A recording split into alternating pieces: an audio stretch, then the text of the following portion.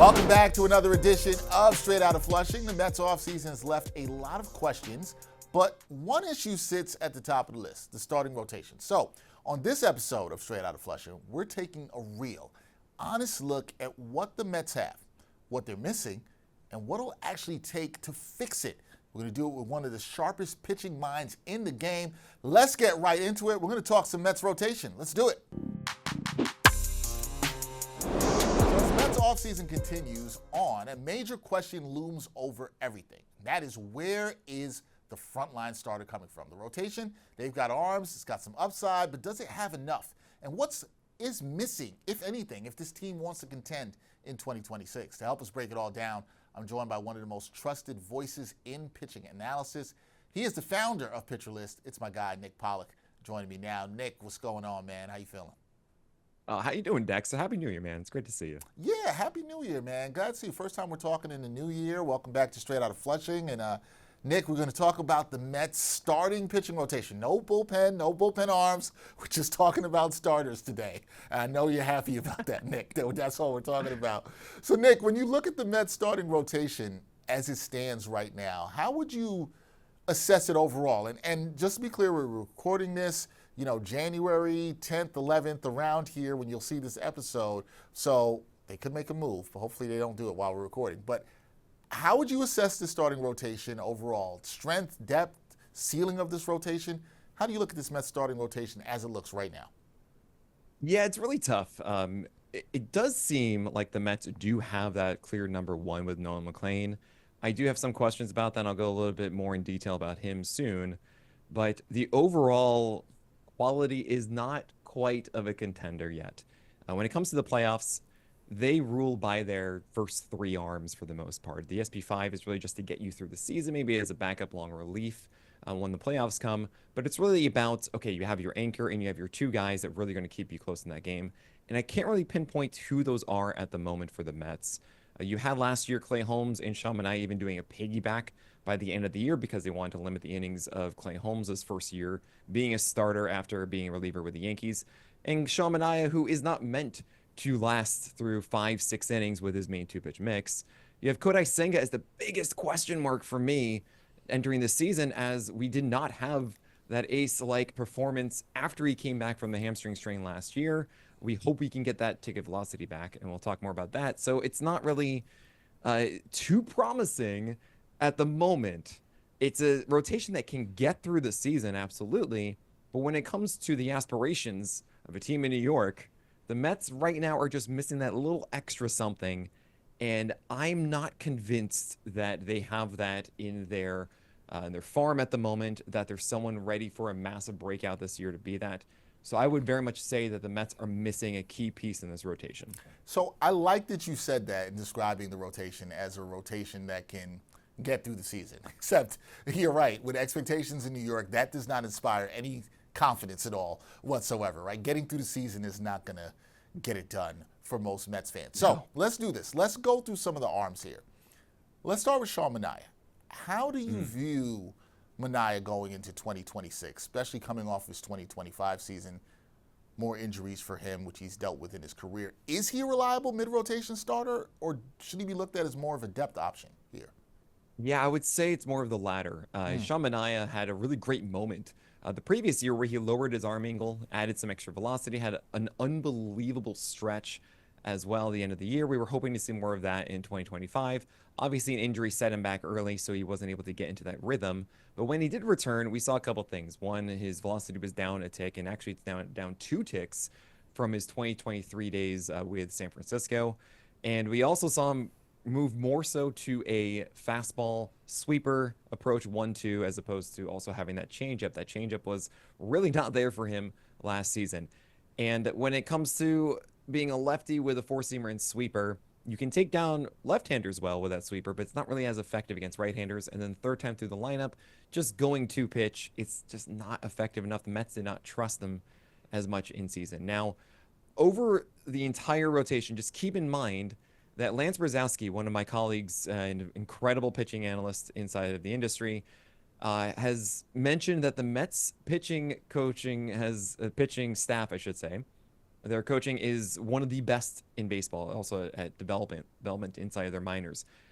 And I wouldn't be surprised if we saw a different version of Manaea now that he's fully healthy, that he could get into proper rhythm, and they're allowed to actually make some tweaks with him. So that's what I'm hoping for with the year ahead, but he is another year older, and I don't have too much faith that we're going to see that incredible stretch again from him. He would really have to get that changeup back. He would have to get the velocity back on his four-seamer, and I'm not going to bank on that returning for Sean Manaea right now. Yeah, it'll be a lot to bank on, but that velocity back on the four-seamer and the changeup worked so well for him in 2024. Mets fans hoping they could see some of that again. Let's talk about David Peterson, because very interesting what you've seen from him in the last season and a half. What does the data say about Peterson's ability to handle a full season in the rotation?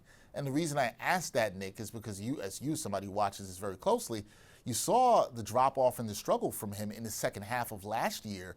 And I guess the second part of my question is, we look at the data, but where does his ceiling really top out? Like, what's the ceiling right now for David Peterson?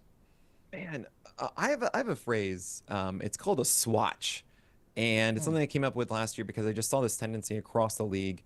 And it's about time kind of that this really happened, because everybody was really going after all these sliders from righties. But what is the equivalent of a righty slider? Was actually a lefty changeup. That is, how do you beat right-handers effectively? So a swatch stands for southpaw with a tight changeup. And like that. Peterson is actually one of those guys. He threw his changeup about 20% of the time last year to righties.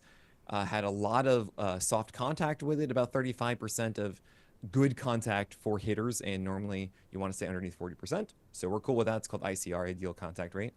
And he also had a good striker rate on it. But in previous seasons, that changeup has been a lot better for David Peterson. And it has been something that he's struggled with. It's consistency. There's so many reasons to get excited about David Peterson and so many reasons to be upset.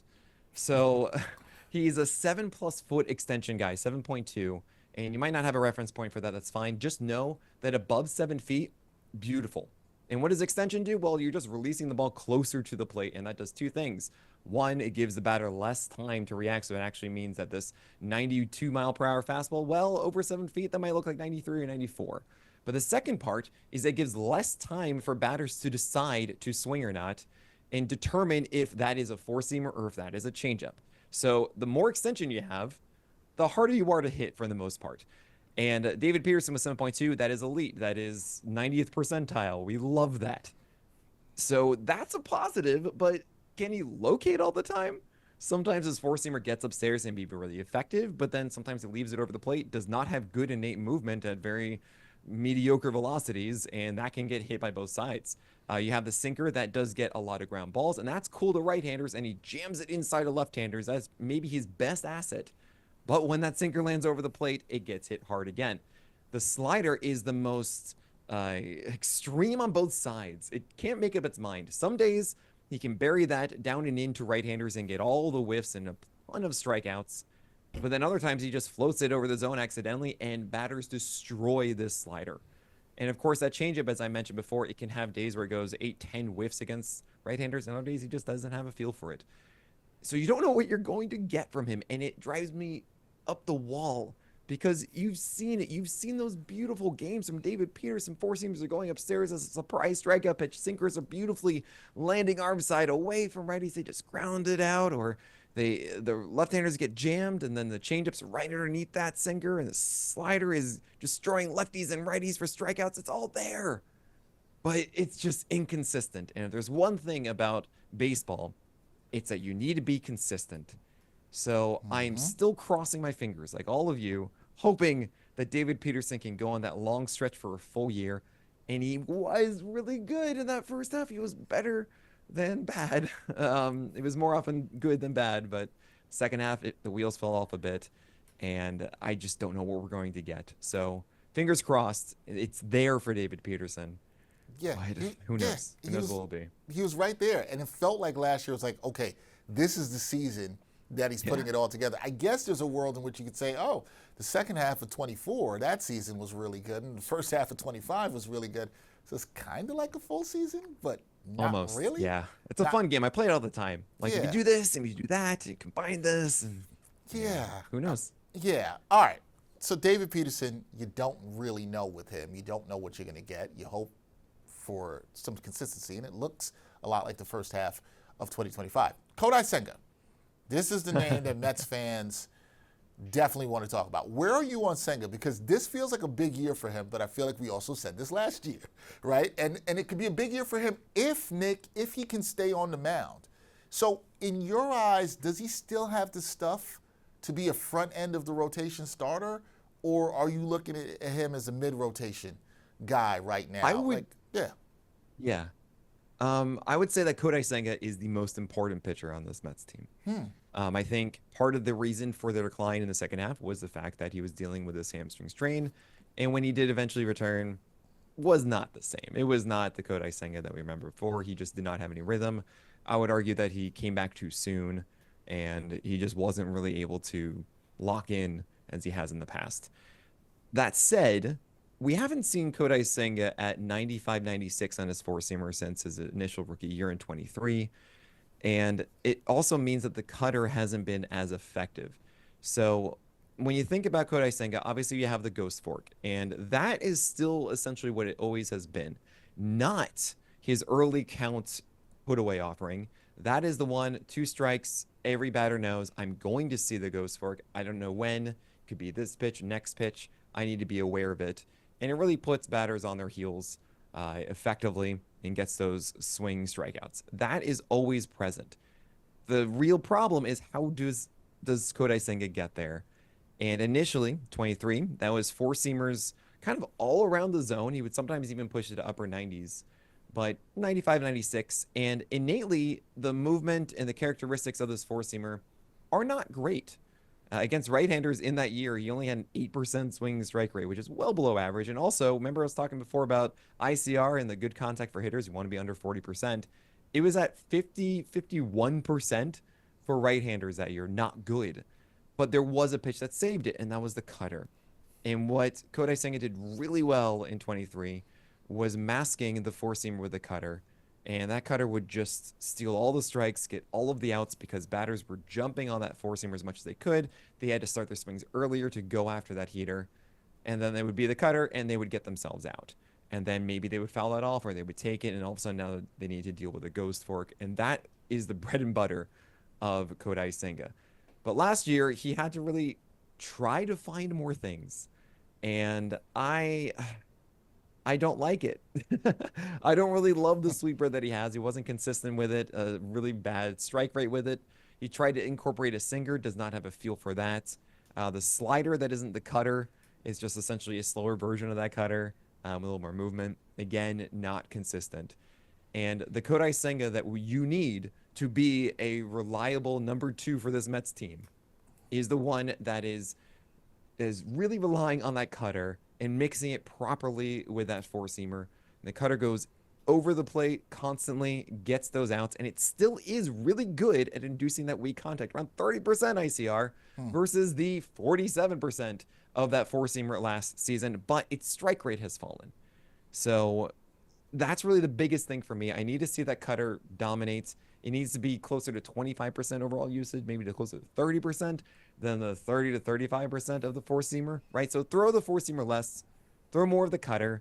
You still have the ghost fork, and hopefully not be throwing 94, throwing 95 plus. Those are the elements that we want from Kodai Senga. And I do remember first half Senga before the hamstring strain, it was very good. He was doing all the things that you wanted, even though he was a bit fortunate with it, and it wasn't nearly as dominant and deserving as it was in 23. We were fine with it. So I'm optimistic that Kodai Senga, now that he has a healthy offseason, he has time to recover fully and get into rhythm again, that he's not going to be that guy from the second half of 25. But is it going to be much better than that first half? I don't know yet.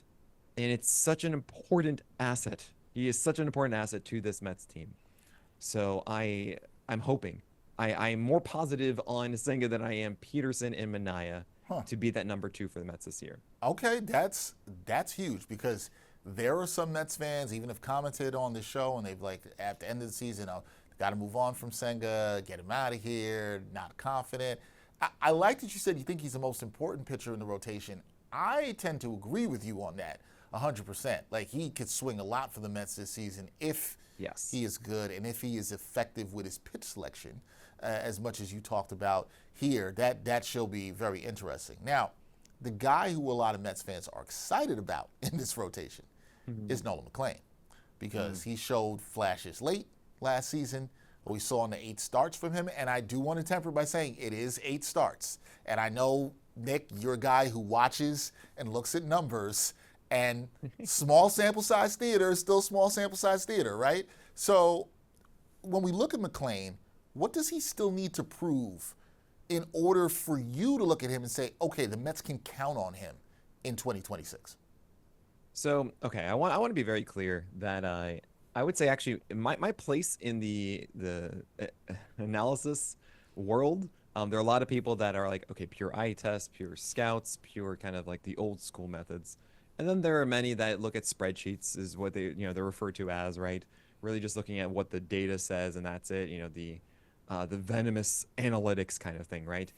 And I'm very much in the middle. As a former pitcher, I pitched through college and everything, and I was very much on the eye test for a while. Had my enlightenment with all of the incredible statistics that are pretty much just confirming the things that I would normally see, right? It's just numbers that represent the things that I would understand from the eye test, and they actually help illuminate others. So I'm very much of a combination, right, as you were mentioning.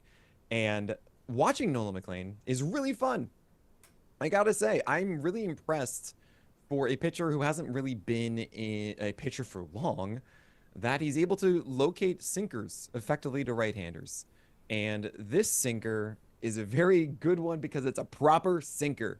What we've done in this world is combine a 2-seamer and sinker and just say, we're just going to call them one thing, which is a sinker. But in actuality, they're not. Sinkers are ones that are emphasizing actual drop, and 2-seamers are ones that emphasize horizontal movement. I, for example, threw tons of 2-seamers, and I would jam them inside right-handers all the time. Wasn't very good at the sinking part. But Nolan McLean's sinker is 96th percentile in drop. That is amazing. It is an actual sinker, and it's a reason why he had a massive, massive ground ball rate last season, 99th percentile among all pitchers. So that was 61% of the time rooted in that sinker. So against right-handers, it's great. And he has the sweeper to pair with it. It's a work in progress, that sweeper. He has a lot of cold strikes on it, which is awesome, but it doesn't miss bats. And as the person who invented the stat CSW, called strike plus whiffs, I'll be the first one to tell you that of the two, whiffs or called strikes, whiffs are more consistent. They are stickier year to year than called strikes. And when you have a very small sample of 8 games, that is a data point that I need to circle and say, all right, you are not going to have this 30% called strike rate on both your sinker and your sweeper, to left-handers in particular, right? So that is something I'm a little alarmed by with Nolan McLean, that yes, you are going to get outs and you're going to be able to get through innings with that sinker against right-handers, and you should get some strikeouts, not nearly the 30% rate that he had last year. That to me is just, that's not going to happen. But it should be good. However, the biggest problem for Nolan McLean is I don't know what his plan is for left-handers. The sinker is not as good of a pitch against left-handers. It's just kind of how it is. With pitches that are going, you want pitches that are going down and away aggressively like a breaking ball, or coming in slightly to you. And sinkers are kind of lost in the middle. They don't move enough to really deceive opposite-handed batters. So that being his best pitch, he has to turn to the 4-seamer more. The 4-seamer gets hit by lefties. The sweeper is too aggressively coming at him, so it's been okay as a called strike pitch, but it is not good as far as preventing hard contact. There's a curveball that sometimes he can locate really well, Nolan McLean, down in underneath what we call the nitro zone of lefties, which is like down and in where they just drop the barrel of the bat. Yeah, Nolan McLean can throw some really good curveballs underneath that.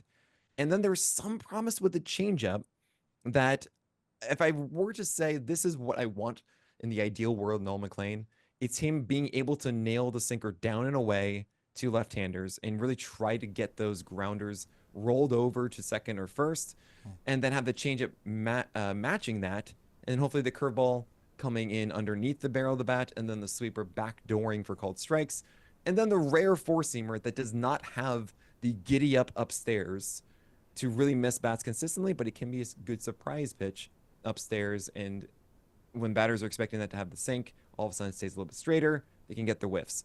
That can work. I don't know if I can buy that. That is me wish casting a little bit. And it's going to be a little bit worse. He's going to be effective, Nolan McLean, because I think at the very, very root of this is that sinker that has extra sink and is going to do really well against right-handers. I think the sweeper and the curveball, those are going to do well. There's also even a cutter, and I think that cutter should be a pitch that he really focuses against left-handers more, and that might be a big developmental thing that he adds entering this season. I would love that, but it remains to be seen. And when you think of the most dominant pitchers in baseball, the real anchors, the studs, the Tarek Skubal and the Crochet and Skeens, right, and a lot of the Mariners pitchers, those are all four-seamer focused. Though that is the most stable foundation of any pitcher in baseball is an elite four-seamer because it can dominate against both left-handers and right-handers. Nolan McLean doesn't have that. He has to rely on the sinker to right-handers, and then he has to figure out the rest of his toolkit against lefties. So there's still more development. I'm not saying that he can't get there, but he got very lucky last year to have a 6.4 hit per nine, which, by the way, it should be like 7 to 8 all the time unless you're like the greatest ace of aces.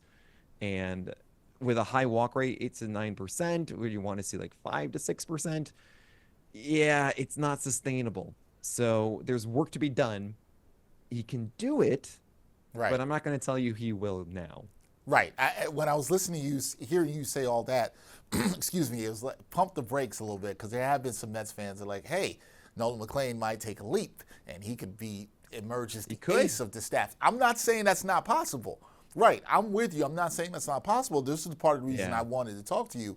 I think it's important to break down, okay, this is what he needs to do to get there, right? Like if we see these things, he'll get there. And he's still, the word you used, you said, hey, these things could or could not be part of his development.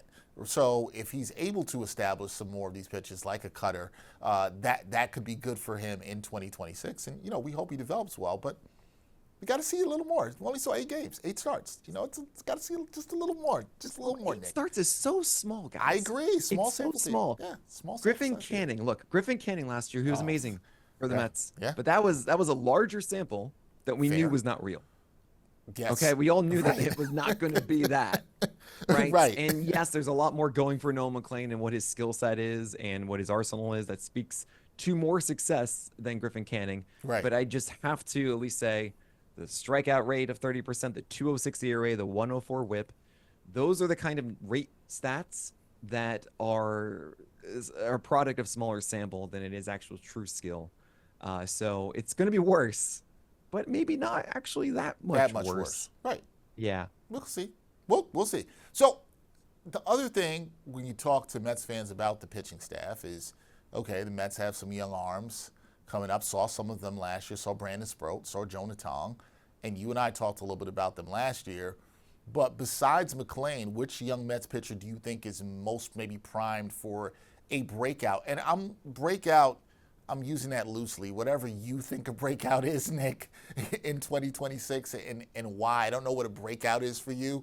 Maybe it's a great 8 starts like we saw from Nolan McLean. I don't know. Sure. Breakout is a very subjective word here that I'm using. I'm just keeping it real. And I know I'm putting it in this question, but I'm allowing you to define that. But what young Mets pitcher do you think could or is most primed for a breakout here in 2026? Yeah, I'm going to say it becomes the talk of the town, all right? I have my favorite bagel place, the very best bagel place in New York City. It's La Bagel Delight across from Methodist Hospital. And I've told Dexter many a time that he's got to go there. I have been there. Wait, hold on. I have been there. Oh, you've been there. That's right. You have. No, you judge me for, and people don't know this, is that you always say I need to do the bagel sandwich there, and that's not necessarily my go-to there. Wait, you didn't do that? No, I generally just get breakfast sandwich. You know, I'll have a sausage, egg, and cheese on a bagel or something like that. And you're like, no, Okay. you have to do an actual deli meat sandwich on the I bagel. mean, that's good too. No, sausage, egg, and cheese. Sure, I get the bacon, egg, and Okay, cheese all so the you weren't time, judging me for toasted that. with My bad. avocado. Oh Yeah. yeah, that's Oh, and I always fine do as it with long as it's on the avocado. That's bagel. how I do it. Okay, yeah. Yeah, that's the way to look. No, La Bagel Delight is a fantastic bagel spot in Brooklyn. They have multiple And locations in so Park those are Slope. my Yes. guys. Every year, Yes. every year I go in there at the beginning of the year and we talk about, we talk about baseball together. They're giant Mets fans there. Yep. And I love them. And to me, the judgment of a breakout is if they want to talk to me about that pitcher. Huh. That to me, if they're the talk Huh. of the town, because that bagel shop is to me the representation of it, and they're the best. And I would say Okay. the best one is Blade Tidwell. Just kidding, guys. I'm just joking. All right, I'm still upset that you traded away Blade Tidwell, but That's that's cold, just me. man. Uh, no. Okay. So really, there are three options, and I'm gonna push aside Justin Hageman because he throws too soft. Okay. He's not really destined for it. I believe, had one start or so, and then mostly in relief after that. And I really just don't see him as that guy. I also will mention that whatever assessment we have of the Mets prospects at the moment, let's wait a little bit because, as I mentioned before, they are arguably the best at pitching development in the majors. And what we think of them now, well, maybe it's a little bit dated. And by the time the Mets actually need to make a major call up of someone who hasn't pitched yet, well, maybe they're a lot different now. So I'm not going to push too hard onto that. So there are three arms, right? There's Jonah Tong, as we've talked about, Brandon Sproat, and coming back from Tommy John is Christian Scott. And I would say Christian Scott is the best one of the three. Jonah Tong, I can't emphasize this part enough. I have a lot of baseballs around here, and I used to throw a splitter in college. Really, it was a split changeup is what I called it. It kind of looked like a forkball. And I'm going to show you right now what it is if you're watching on YouTube, if you're watching this video. I threw one that's very much of a split across the ball. Now, what Jonah Tong does is he throws what's called a Vulcan change, where you do the whole thing with Spock, and you make it so that your middle finger and your ring finger are parted, and you stuff the ball in, okay? This is so hard to replicate on every single pitch. It's not like a slider, where with a slider, you know exactly which stitch on the ball you're going to put your fingers on, where you're going to put your thumb. You get one chance to jam this ball in between these fingers and hope that it's the right spot every time. And it's why a splitter in general, any kind of it, especially a Vulcan one, just ask Chris Paddock, why it's the most volatile pitch in baseball. And I actually like splitters as your number 3 or number 4 pitch. Look at Kodai Senga. That's a very, very effective strikeout offering because this is number 3. It's not the pitch to get strikes and to play off of your number 1.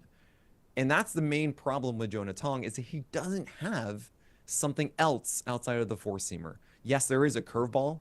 Curveballs are generally not very good at number 2s because they usually have too much break for them to get swings out of the zone. When you throw a four-seamer and then you throw a big, slower curve, most of the time, batters just hold the bat. They don't actually go chasing it. And unless you're able to throw this 55, 60% inside the zone, which is incredibly rare for a massive breaking one, you're not going to get reliable strikes and outs on that pitch. So Jonah Tong with a very good four-seamer, don't get me wrong, it is solid and it should do well. He needs something else. I don't know what. I'm the guy that's known as the cutter guy, and I think that cutters are just the best pitch ever, that add all the elements of getting easy strikes. They're just this. Batters can't tell the difference between a four-seamer and a cutter very well, and you can just get all these surprise outs and strikes with them, but they're not always consistent with pitchers, and I would think with Jonah Tong, I don't know if that's really going to be in his skill set. Generally, when you are a splitter guy, it means you can't spin the ball well. You're not a what we call a supinator, which is just turning your wrist clockwise, as opposed to a pronator, where you're twisting your wrist counterclockwise. That's more for a changeup, the pronating part. So, Jonah Tong, to me, more like a reliever, ultimately, because you're two-pitch. Now, you have Brandon Sproat, completely different pitcher. Oh my gosh! He's what we call a traditional sinker sweeper guy. So kind of like Nolan McLean, where he's going to be throwing sinkers to right-handers and having sweepers that go away, which are good. But what is the answer for left-handers? And Sproat doesn't have enough yet. He's not. It's not really an arsenal that speaks to domination with against left-handers quite yet. It might develop to get there, but that four-seamer is not a good enough four-seamer. The sinker, I don't think is the greatest sinker, but it does enough getting horizontal movement, so it's more of that two-seamer. And when he does locate it inside to right-hander, it is very good, but I do not like it to left-handers at all. And I just worry too much about it. Is the changeup going to be enough? Is the curveball going to help enough there? Sweepers are not pitches that generally work well against lefties again, or opposite-handed batters because it's too flat and just kind of goes toward the bat as they see it for a long time.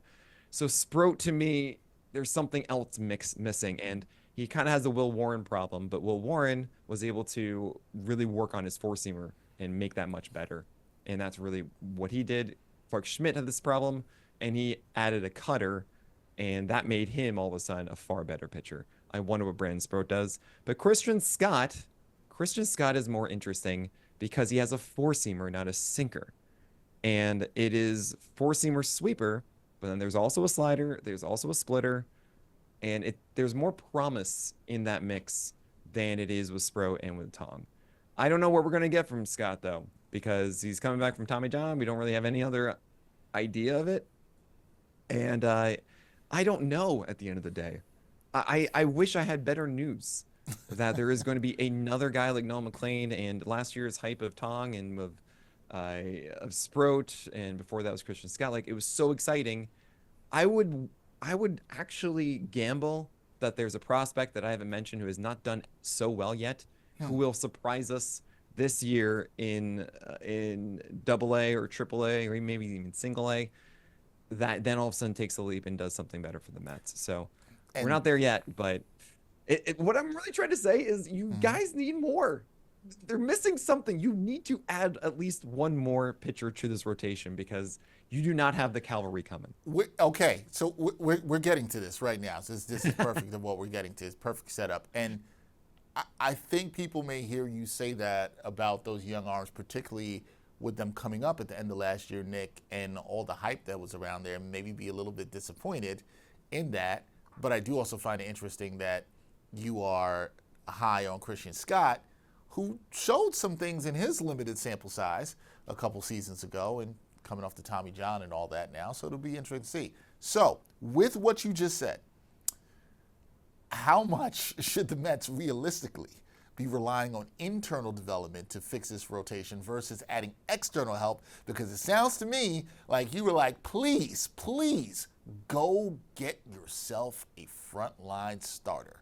That's what it sounds like.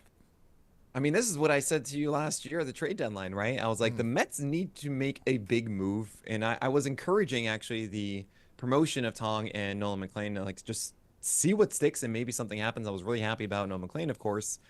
But what I said last year, which I'll say again, Zach Gallen, perfect fit.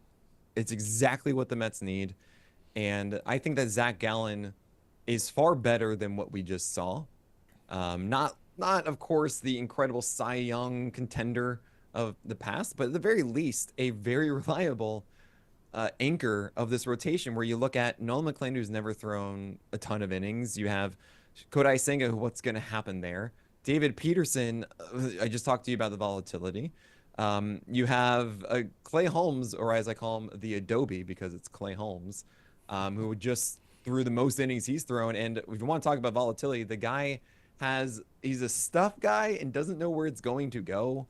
And it's why he had a 9% walk rate. And then also when he is sinker focused, it's going to be a generally higher hit rate, which means, he allows a lot of runners on base. So, he probably isn't going to be a 3.53 ERA guy, let alone someone that constantly goes 6 innings because he's inefficient across the first 5.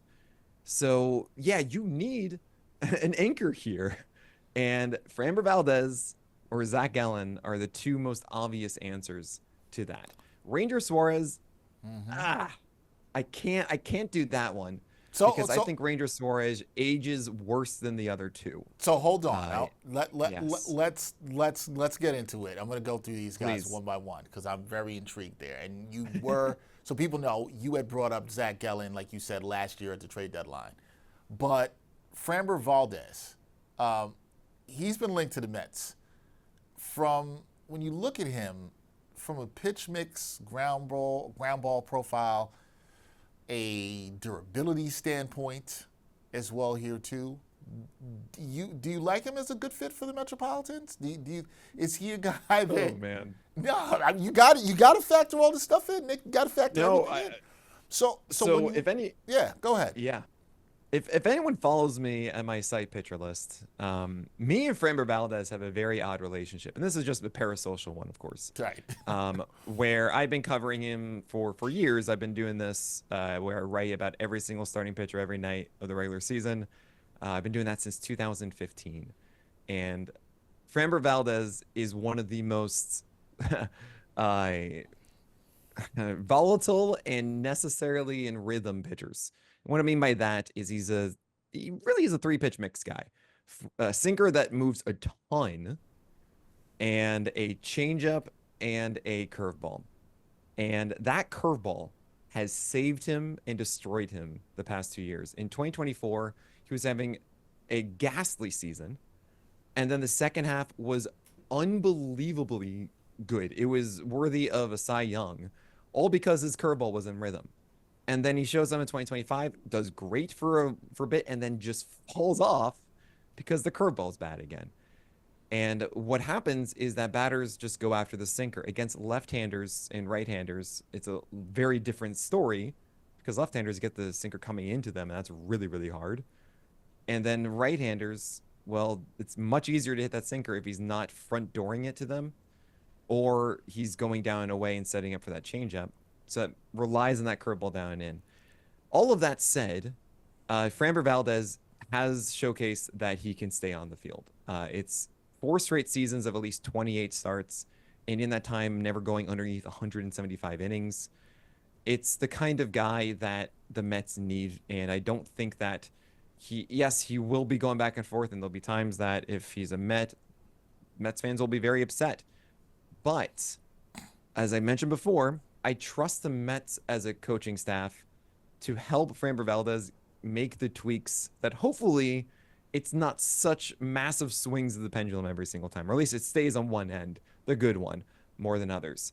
So that's kind of why I'm leaning in on Framber, and I think that's a really good fit.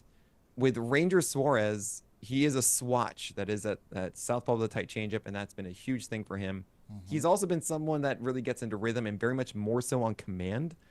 And if there's one thing I've learned over time is guys who are very reliant on nailing exactly those locations, that is very much of like, if they're going every 5 days and they don't get disrupted, they can do that. But over time, that degrades. And I would not want to pay the money for Ranger Suárez past 2-3 years or so. So that's kind of where I stand on those. And Framber Valdez, look, just do it. You so badly need innings like this.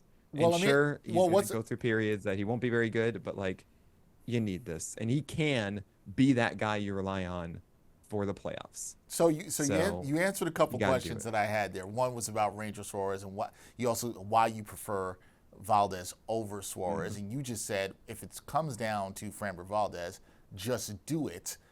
What does just do it look like to you, Nick? What does the man want? What does he want? What I've heard, yes, is please. The Mets would like to give him a short-term deal. That David Stearns might. We're talking about 3 years or less. Now, is that realistic? A word we've used. Yes. Well, you said no. We've used the word realistic a lot in this conversation. Probably not. Do I think he probably? Yeah, Do I think he wants a 7-year deal? Sure. Is he going to get that too? Probably not. Could you give him a 5-year deal? You give him a 5-year deal, Nick? I mean, yes. If I'm a Met fan, I would want that completely. I also want to emphasize that free agent signings this year are really weird because of the potential lockout next year, and I'm obviously terrified about it as someone who focuses about this game. Like, this is what I do. It's very scary. And a lot of teams we're seeing are holding back on these mega deals as much as they can because they just don't know what the situation will be at the end of that. So that is why you're seeing a little bit more of those short-term deals at the moment. But with Framber Valdez, look, Steve Cohen, you have so much money. You do. And this is exactly the kind of thing that you spend it on. It's the clear hole with the Mets. You went out and got Juan Soto. All of that money is wasted for another year if you don't get someone like Framber Valdez. And really, there's no one else unless you trade. It could be Zach Gallen. Zach Gallen might be more okay with that short-term deal, I think, than Framber because Zach Gallen still has to prove himself Right. again. He just had that rougher season, and I could very much see that 2-year deal with Zach Gallen happening. I could see it with Lucas Giolito as well. That might be a really good fit as someone who has showcased himself as a guy who can go 6 innings a lot. And last year actually had some really great moments that I think can be replicated again. So those are your options. But yeah, if Framber Valdez is saying, look, you got a deal if you give me like 5 years at 130 million, like, yes, yes, just yes. Nick is like, why not? Why would you not do this now? Now, you just mentioned, I want to turn to the trade market real quick here, too, because Yeah. you mentioned a couple names, Gallen, Giolito as well, too. Freddy Peralta, another name that's come up. When you look at Freddy Peralta, does he profile for you as a true number one starter for a contender, or do you look at him as more of a high-end number two? How do you look at Freddy Peralta? I mean, I kind of see him as a high-end number two. Okay. I have a nickname for him, which is a little bit, not necessarily right at the moment, but throughout his career, he's been known as Professor Chaos. And it's because he's someone, when you look at his strike zone plots a ton, it's just what happened. He doesn't know what's going on, and that's a product of how he pitches. He throws cross body, and that means that his right foot is touching the rubber. Let's say it's like right down the middle where second base would be. And instead of stepping straight toward the catcher, he's instead stepping towards third base. So now he's throwing back across his body to get to the plate. And you might remember Adam Ottavino, a friend of mine who went to Berkeley Carroll. I was a freshman, he was a senior in high school. And he did this. This is how he lived his career. And this is how you get extra movement on it and stuff. It's great. And it's also a product of volatility. It's a little bit why Ottavino had some struggles commanding it. And when he was in rhythm, he was so good. Jake Arrieta also did this, and you know how good Jake Arrieta was at times, and then he wasn't able to really get that back later on. Freddy Peralta is too. So when Freddy Peralta is cooking, it's amazing. It is so good. That four-seamer upstairs, he has very good extension. The change-up slider, curveball underneath it, it's gorgeous, and I would be thrilled if I got Freddy Peralta as a Met fan or so. I would be giving up one of those prospects I had mentioned for Freddy Peralta. Because personally, to me, they don't profile out as that elite Nolan McLean type. And I would much rather say, look, we need something right now with Freddy Peralta. I would go and do that. Nick, I just learned you are not a prospect hugger. Some people out there want to keep all the prospects, Well, certain ones I do. Yeah. Not those particularly. Understood. So you would give up one of those prospects that we've talked about earlier. You would give them up for Freddy Peralta, which it's been reported the Brewers are looking for a young, ready to pitch in the majors prospect, someone who could pitch in the majors. Give up Justin Hageman. Are they cool with that? No, they're not. Okay, I don't think they will be. I don't think so. I don't think so. A couple more for you, Nick, before I let you get out of here. I appreciate you. You mentioned a couple of names. Are there any under the radar free agent or trade starters that you think the Mets should be targeting? I should say, that aren't being talked about enough?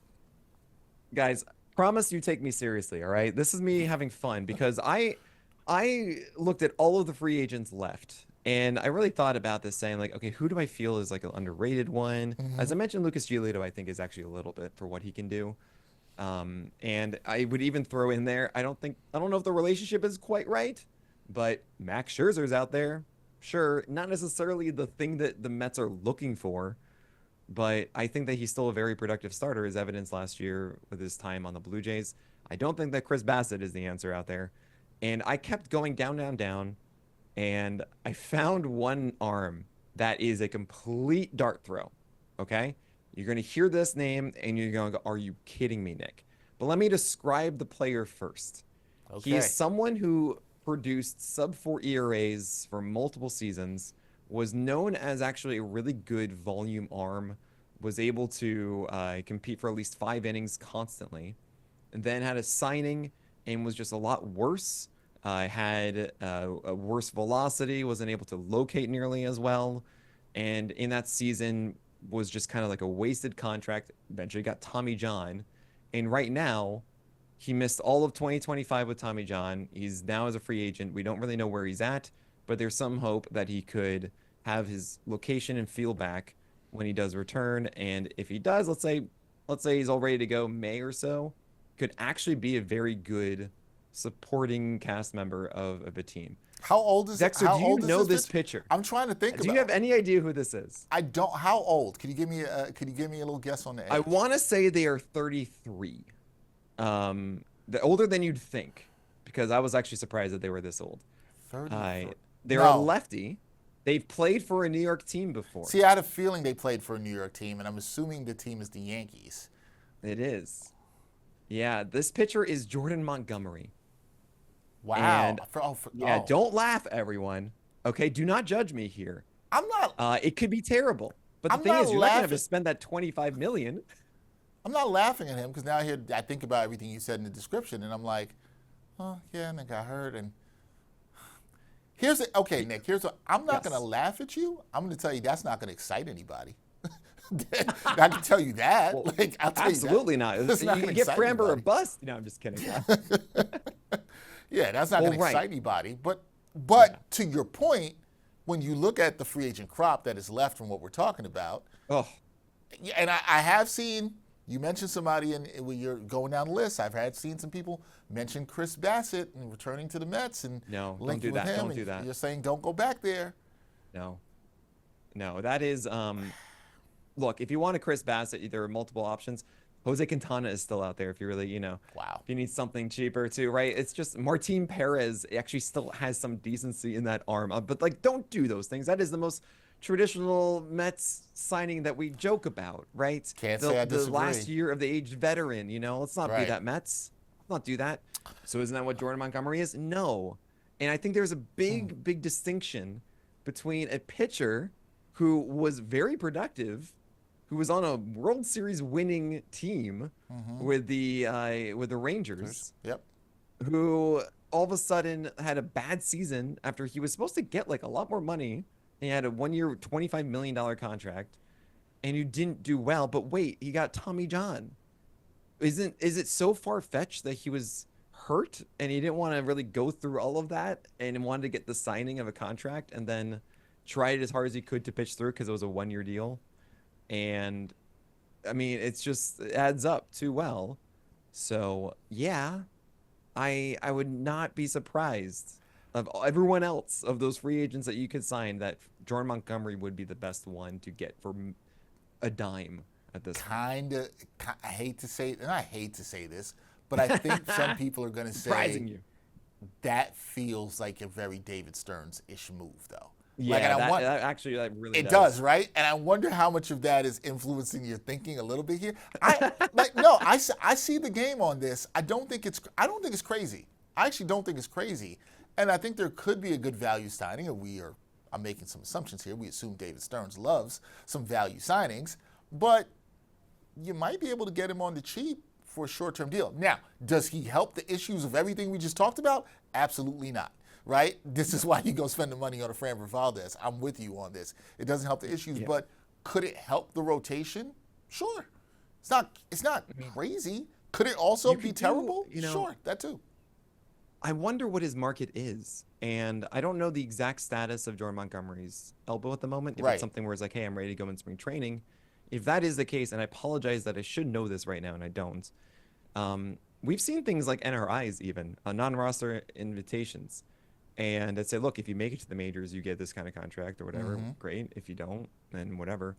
And that could very well be what Jordan Montgomery gets. And then there's no loss. I mean, that is just found money. And I would even say that the Mets should be offering those to other guys. And I'm going to throw some names. Again, you are going to be like, are you joking? But I can't help but tell you that Griffin Canning did as well as he did last year, okay? Fair. There are these guys that give you like some productive innings out of nowhere. The best example last year is Adrian Hauser, who the Rangers somehow turned down his NRI, went to the White Sox and was great, and then got traded to the Rays and was great and was actually productive. You might remember him. Well, he was different because he threw harder and had more extension and was much better. So I'm looking at these names, and I would love to see Luis Garcia and Jose Urquidy. Where are they after they've been recovering? Are they healthy now? Is that something? I don't know. Herman Marquez, he's out of Colorado. Finally. What does that mean? That's helped a lot of people. I don't know. Sometimes.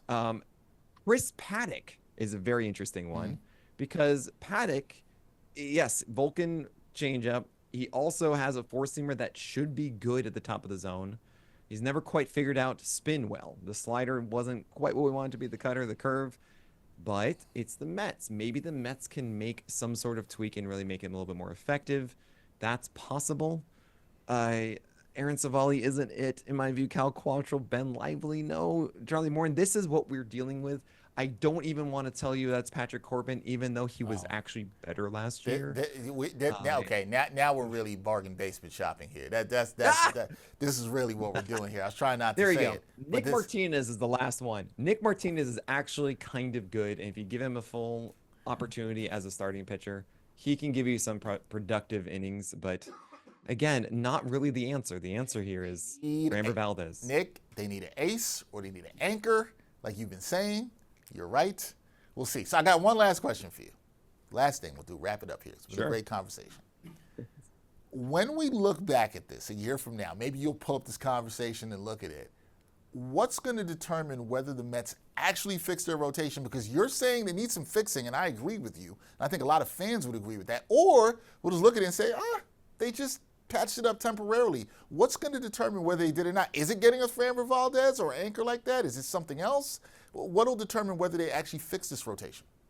Sure. The first factor will be if Kodai Senga comes through, if David Peterson can find his volatility and be okay, if Clay Holmes can somehow find his command, if Sean Manaea can be more than a two-pitch pitcher and get his velocity back, if one of Sproat or Tong adds more to the arsenal and really takes a step forward, if Nolan McLean can actually be that true ace, right?